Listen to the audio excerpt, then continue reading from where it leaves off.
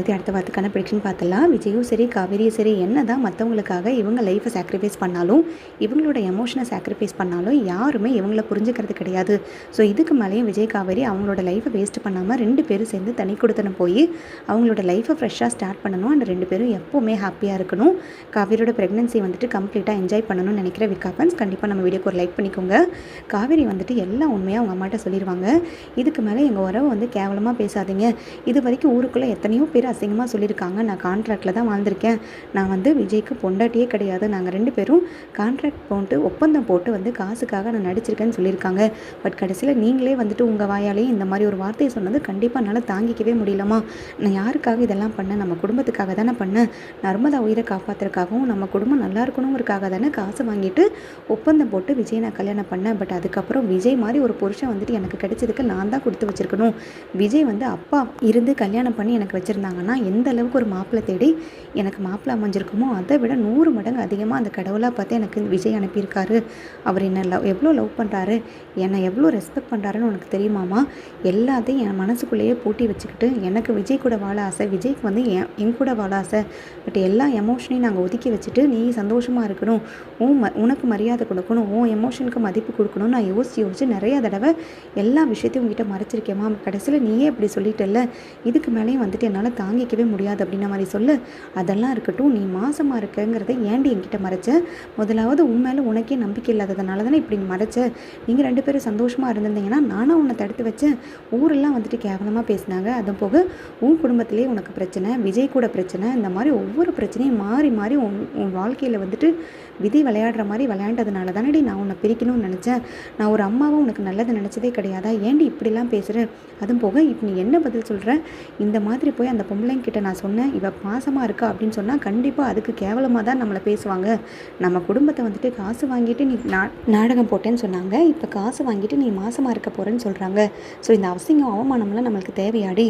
ஏதோ கதை கட்டுற, நீ ஏதோ கதை சொல்கிற, பட் என்னால் அதை ஏற்றுக்கவே முடியாது. அது போக உன் மேலே ஒரு நம்பிக்கையில் இருந்தேன்.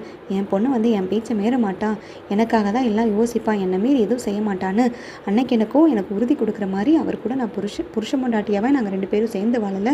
எங்களுக்குள்ளே ஒன்றுமே கிடையாதுன்னு சொன்னேன். இன்றைக்கி ப்ரெக்னெண்ட்டாக இருக்கேன்னு சொல்கிறேன். இதெல்லாம் என்னடின்னு நினைக்க சொல்கிற? நீ உண்மையை சொல்கிறியா பொய் சொல்கிறியா? நிஜமாகவே நீ உண்மையை சொல்லியிருந்தா அதை நம்பலாமா வேண்டாமான்னு கூட தெரியல அப்படின்ற மாதிரி 1000 தான் இருந்தாலும் என் தலையில் இடையே போட்டுட்டே இல்லை. இப்படி எப்படி நான் போய் வெளியில் தலை காட்டுவேன்? இந்த மாதிரி ஒரு அசிங்கத்தை வந்துட்டு இவ்வளோ நாளாக நீ மறைச்சி வச்சுட்ருக்க.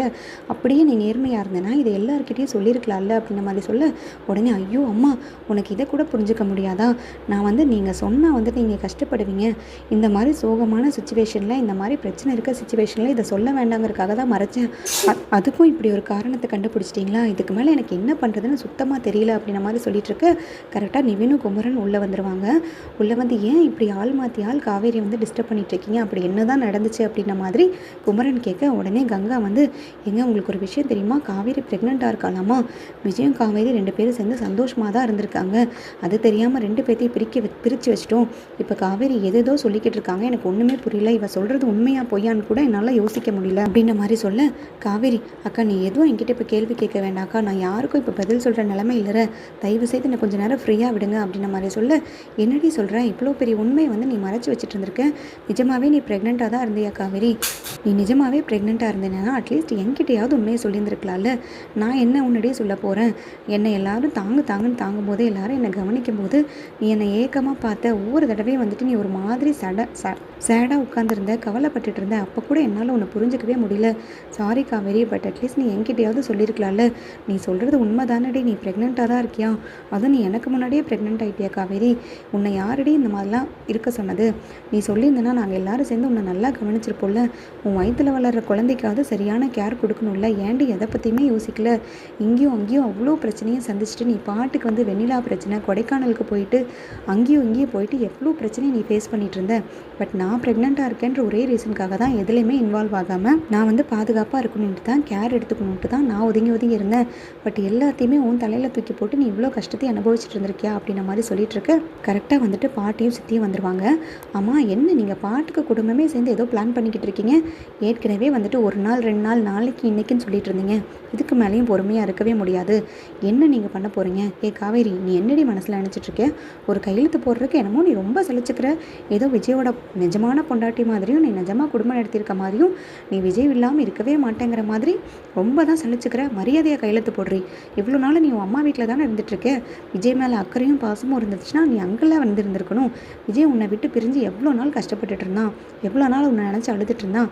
அப்போ கூட ஒரு துளி நீ கவலைப்படாமல் உங்கள் அம்மா கூட சேர்ந்து ஜாலியாக அங்கே இருந்துட்டு இப்போ ஏதோ ரொம்ப கவலைப்படுற மாதிரியும் விஜய் விட்டு பிரியவே முடியாதுன்ற மாதிரி சீன் போடுறியா, மரியாதையாக கையெழுத்து போடு அப்படின்ற மாதிரி சொல்ல உடனே சார் தான், இங்கே பாருங்கம்மா, உங்கள் எல்லாத்துக்கும் ஒரு லிமிட் தான் இருக்குது. நீங்கள் ரொம்ப எல்லை மீறி போயிட்டுருக்கீங்க. முதல்ல வந்து உங்கள் பேரனை வர சொல்லுங்கள். உங்கள் பேரனை வந்துட்டு இவளை டிவோர்ஸ் பண்ணணும் அப்படின்னு சொன்னால் கண்டிப்பாக நாங்களே வந்துட்டு எதுவும் இது பண்ணிடுறோம். இது போக இன்னொரு விஷயம் நான் சொல்கிறேன் கேட்டுக்கோங்க. எனக்கும் இனிமேல் காவேரிக்கும் எங்கள் குடும்பத்துக்கும் சம்மந்தமே கிடையாது. இவன் வந்து இப்போ ஒரு உண்மையை சொல்லியிருக்கா, அதை எங்கனாலேயே சகிச்சிக்க முடியல, எங்கனாலேயே ஜீரணிச்சிக்க முடியல. அவள் வயிற்றில் வளர்றது உங்கள் வாரிசு வளர்ந்துட்டுருக்காமா. அவள் வயிற்றில் வளர்கிற குழந்தைக்கு விஜய் தான் அப்பாவாமா. அவங்க 2 பேரும் சந்தோஷமாக தான் வாழ்ந்துருக்காங்க. அது தெரியாமல் இவ்வளோ நாள் நான் தான் பிரித்து வச்சிட்டேன்றேன். என் மேலே இவ்வளோ பெரிய பழியும் வருது, பாவம் வருது. அதனால் இனிமேல் என் புள்ள சந்தோஷமாக இருக்கணும்னா நான் அவளை விட்டு விலகி தான் இருக்கணும். அவள் உங்கள் வீட்டுக்கே வந்து உங்கள் வீட்லேயே சந்தோஷமாக இருக்கட்டும், உங்கள் பேரன் கூடயே சேர்ந்து சந்தோஷமாக இருக்கட்டும். இதுக்கு மேலே நான் யாரோட இதுலேயும் தலையிட மாட்டேன் அப்படின்ற மாதிரி சொல்லிட்டு இருக்கேன். கரெக்டாக வந்து நிவின் விஜய்க்கு கால் பண்ணி வர சொல்லிடுவார். நிவின் கரெக்டாக வந்துட்டு இதெல்லாம் பேசிகிட்டு இருக்கும் போதும் விஜய் வந்து உள்ளே என்ட்ரு ஆயிடுவார். காவேரி, என்ன எல்லாத்துக்கிட்டையும் உண்மையை சொல்லிட்டியா? எப்பாடா, இதுக்கு மேலே வந்துட்டு யாராலையும் என்னை கேள்வி கேட்க முடியாது. என் பாப்பா இருக்க வரைக்கும் என்னை யாராலையும் கேள்வி கேட்க முடியாது. நம்ம 2 பேரும் நெஞ்ச புருஷன் பொண்டாட்டியாகவே வாழலை, நம்ம 2 பேர்த்துக்கும் எந்த சம்மந்தமே கிடையாதுன்னு எல்லாருமே சொன்னாங்கல்ல. இப்போ எல்லாத்துக்குமே அதுக்கு பதில் கிடைச்சிருக்கும்ல அப்படின்ற மாதிரி சொல்லிட்டு இருக்க. விஜய், என்னடா நீ அவள் தான் உளறிட்டு இருக்கானா? நீ பாட்டுக்கு ஏதோ லூஸ் மாதிரி பேசிக்கிட்டு இருக்க. இதெல்லாம் அவங்க போடுற நாடகம், அதெல்லாம் நீ நம்பிக்கிட்டு பேசிகிட்டு இருக்கியா? அவள் மாசமாக இருக்கா, அவள் வயிற்றில் வளர்றது உன் குழந்தைன்னு உனக்கு எப்படிடா தெரியும்? இதெல்லாம் போய் ட்ராமா பார்த்துக்கோ. நேற்றுக்கு வந்து நான் டைவர்ஸ் பேப்பரில் சைன் பண்ண கேட்டுட்டு போனேன். அதுக்காக தான் குடும்பமாக சேர்ந்து இப்படி ஒரு ட்ராமா வந்துட்டு பண்ணிகிட்ருக்காங்க. பாட்டி, போதும் பாட்டி, நிறுத்துங்க. என்னது, நானும் காவேரி டைவர்ஸ் பண்ணணுமா? என்ன பேசிக்கிட்டு இருக்கீங்க நீங்கள்? காவேரி ப்ரெக்னெண்ட்டாக இருக்கான்னு சொல்லிட்டு இருக்கேன். அதை நினச்சி நீங்கள் கேட்டு சந்தோஷப்படாமல் டைவர்ஸ் பண்ணணும், அவன் நாடகம் ஆடுறான்னு சொல்லிட்டு இவ்வளோ கேவலமாக பேசிகிட்டு இருக்கீங்க. இதுக்கு மேலே காவேரி ஒரு வார்த்தை நீங்கள் பேசுனீங்க, கண்டிப்பாக என்ன நடக்கும்னு எனக்கே தெரியாது. பாட்டின்ற அந்த மரியாதை கொடுத்துட்ருக்கேன். அந்த மரியாதையை நீங்கள் தயவு செய்து காப்பாற்றிக்கோங்க. இந்த இடத்துல வந்து தாத்தா இருந்தால் கதையே வேறு. அவரே உங்களை கண்டிப்பாக வந்துட்டு என்ன கேட்கணுமோ கேட்டிருந்துருப்பாரு, அடிக்க கூட செஞ்சுருப்பாரு. இதுக்கு மேலே வந்துட்டு என் பொறுமையை ரொம்ப சோதிக்காதீங்க. என் பொண்டாட்டியை சந்தேகப்படுறதுக்கு நீங்கள் யார் பாட்டி? நாங்கள் 2 பேரும் சந்தோஷமாக தான் வாழ்ந்துருக்கோம்.